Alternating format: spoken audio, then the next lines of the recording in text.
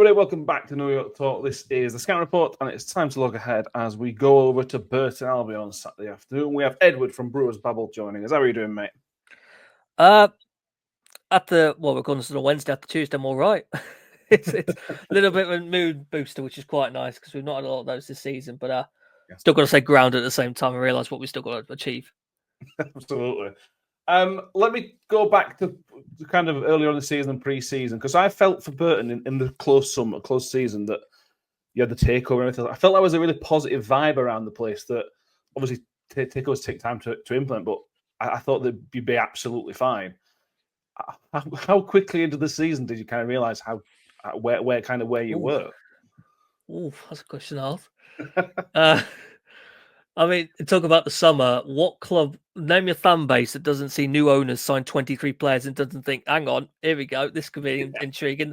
There was a lot of excitement for it, a lot of uncertainty that came. I think we tried to adopt it with a more positive, forward-thinking mindset rather than being hesitant and cautious. And I suppose the first month, maybe up till sort of just a little bit after the first international break, it all looked quite good. We hadn't got a league win yet, but we'd drawn with yourselves. We'd lost an opening day, basically drawn all the games after, including that 2-2 with yourselves at the New York. And we kind of felt like it was just that little time to that win came. We started kicking on, and it just didn't happen. And the wins that you had this month-long period or so where we were coming out of every game thinking, we've looked all right, but we've not won. And the defense has kind of thrown away everything done the other end. And you can kind of accept that in sort of September. When it's still happening in October is the point where people go, right, this isn't changing now. So what's the problem here? And you start looking for reasons. And I think what killed Mark Robinson at the start of the year was a 7-game losing run. Summed up best by his final game at home to Wycombe, who people hadn't properly realised just how good Wycombe were at that point. They hadn't quite got to the top of the table, but they were getting there. And we clawed it back level twice and still lost 3-2. The defence just threw away everything done the other end, and that was it for Robinson. So you get that natural little bit of high again from the idea of a new manager coming in, but we have to wait 2 months for him to actually appear. And in that interim time, the interim Tom Hounsell does an okay job. He picks up the first 2 league wins of the season. There's a brief progression in the trophy, but coupled in that are some really poor results, as well as an FA Cup defeat to Tamworth, our local rivals, which you don't lose that. That's an unforgivable result that will hurt for a long time for us. And it brings us to, I'm trying to remember when he came in now. I think it's sort of around the middle of December. Gary Bowyer in with ourselves in a really sticky situation, knowing that we need to really start winning lots of matches. And we pick up 2 points, a possible 15 over Christmas, and the mood drops a bit further. And it's all looking a bit, realistically, we're probably going to find ourselves relegated. And can we hang on and make it later rather than sooner? And then last couple, I guess, kind of make you kind of wonder, could things go all right? That's a really precious win last night for Wigan and a really deserved win. It was an excellent performance. But I recognise at the same time, like, we've got to then follow up with a streak now. It's not enough to just win the occasional game. We are still 8 from safety with about 20 games left. It's got to get better quick. Yeah. No, absolutely. I was when we played you guys, I was impressed. It was back from really quickly, positive play, 2 decent goals as well. I was surprised how kind of things fell off the cliff from there.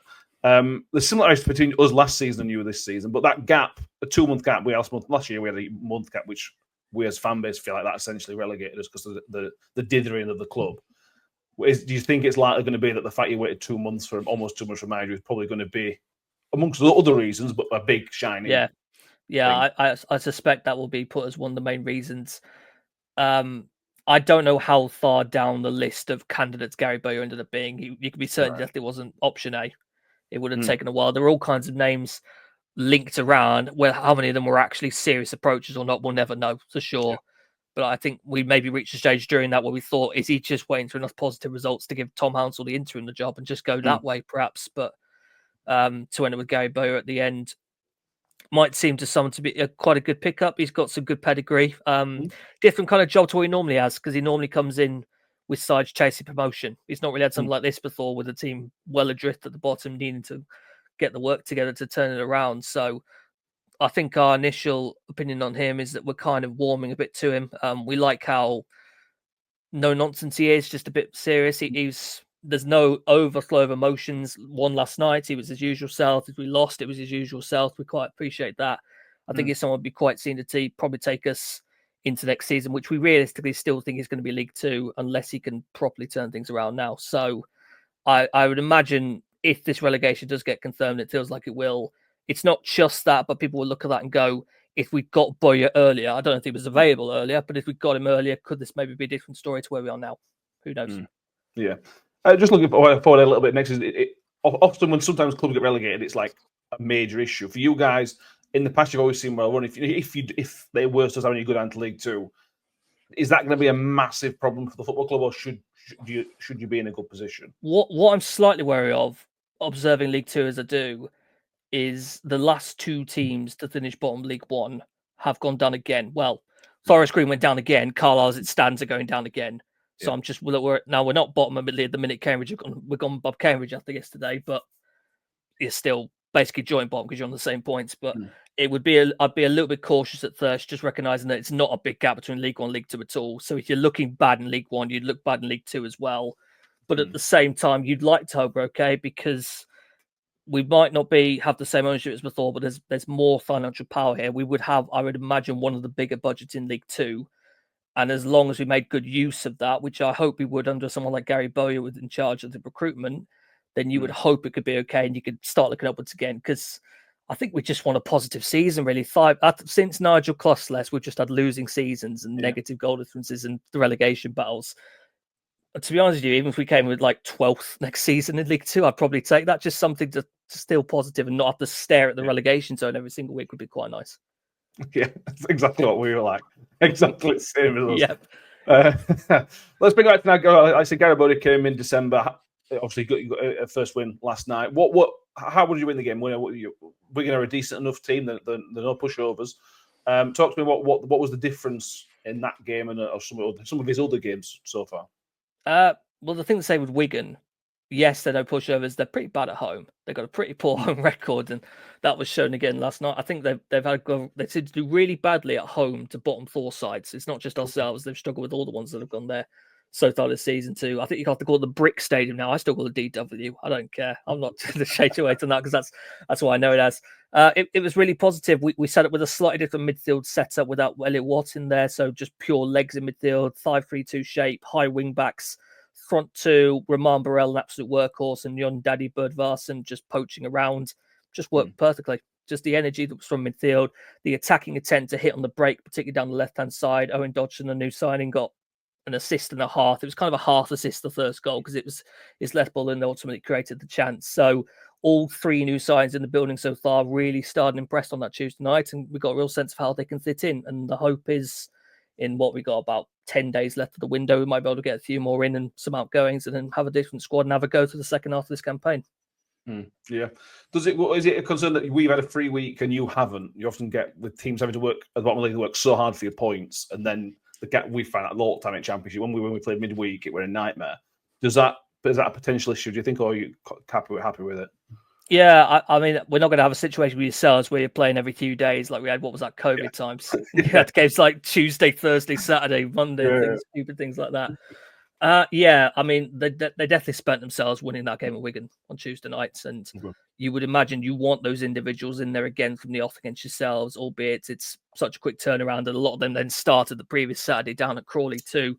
Add to that the fact that we seem to be better away at home than at home at the minute, and that's probably a big issue why we're down the bottom. We've got the worst home record in the league, I think, just not created anything of enough note at the Pirelli so far. And the fact that I think you guys are a better side generally than Wigan, you're kind of back looking upwards again. I think you're unbeaten this year. Yeah. Still yet to drop, still yet to use any games this year so far. So different test. You're going to be fresher, but we're just going to have to keep grinding and see what we can get out of this. Absolutely. Talk to me. If Burton are going to have a good afternoon, what's going to happen, and what do you think the score prediction will be as well? Struggling to do score prediction because I don't know if we're quite going to play the way we have been away at home. And more to the point, I'm not sure it would be accepted playing that way at home compared to away, because there's just going to be more people present there, and people are very judgmental of you if you don't fully attack all game. I think we've seen something on Tuesday where that shape might be worth repeating again. So having that 3-5-2, trying to treat it as a 3-5-2 with high wing backs rather than wing backs stuck by their outside centre backs all game, pure energy in midfield. Maybe Elliot Watt comes back in, who you might remember from the home game Arthur's quite a lot technically, but he just doesn't run. He just hasn't got the legs to do that. So you'd lose that full energy in there. I want to see JJ McKinn again, along from Lincoln, making darting runs down the left-hand side. And that front line that seems to work quite well as a pair, but we've got Danilo Orsi as another option or Mason Bennett as another option. So I think it might be a case where 2 start and 2 finish it. So there's a bit of rotation there to come. Score-wise, we need the 3 points again because of what we got to do. 8 points, 20 games to go. Maybe there's a little bit of a lift about the fact they come off bottom. I can't believe they still managed to get up to 23rd. I in my head, we were just adrift of everyone else. I'd go, okay, we're just still within touching distance. And I mean, I dare I say, I've kind of looked at the table and we could actually go up to 21st if Saturday went to plan, which would be absurd to me, albeit there's still a gap to the teams above. I need to stop thinking that way and just accept where we are at the moment. But no, it's about Tuesday's fine if we then string it together. If it's then followed up by a defeat to yourselves and a defeat to Reading on Tuesday, for instance, 2 home games in a row, it just all kind of seems like a waste of time. So I want to believe there can be a little bit of a buzz brought back in from that and a little belief that we could carry it on. But I'm not certain we're going to win a home game because we haven't won many home games. We've only beaten Shrewsbury at home this season. Right, okay. So I'm recognizing you guys are a lot better than Shrewsbury are. I would hold the hopes we could maybe pick up another positive result. And I'm going to say, let's have another 2-2. Why not? Let's have a bit of drama again. We'll try and keep... We're more focused on Joe Powell than anything else. So if we keep him quiet, we'll be happy. I'm going to ask about Joe Powell. How was Joe Powell for you guys? He's better now. We've now put him in an advanced position now with a bit more freedom. Was that how it was better for you guys? Or actually put a bit deeper at times, didn't he? Yeah, Joe Powell initially came in as a 10, basically, as an attacking midfielder, where it was his job to provide late runs into the box under Nigel Clough and just provide creative responsibility. What I remember happened was, I think it was 2 seasons ago, we went to Bristol Rovers. He started at 10. One of the midfielders got injured. He got dropped back, looked all right. And then basically our manager from that point on thought he was a deep line midfielder, even though he's got 7 on his back, which suggests he just never, ever be there. So the latter end of his Burton career, I think, is spent out of his best role, just sitting at the end, just basically being put on set pieces to deliver balls in. Not really having the chance to advance forward, carry it down the left, as you guys will see what she likes doing best. So I think he left a bit underappreciated generally compared to what he has been, because he was one of the longest serving players. We got him in 2020 just before COVID hit. And I always liked the ability he had, particularly with his ability to shield the ball and carry it forwards. And the goals just dried up for him ultimately because he just lost that advanced midfield position. So to hear him is back more in a more creative advanced role to Rotherham is what you want to see, I think, for him. Yeah, he's been in this little 5-game run, 6-game run. He's been absolutely crucial in that further forward position. But yeah, thank you very much. We will pop the links for Brewers Babble in the show notes. So I'll make sure everybody who has watched this, make sure you've subscribed. And if you want to tell us what your score prediction will be, comment below what you think it will be. We will see you all next time. Thank you all for watching. And as always, up the Millers.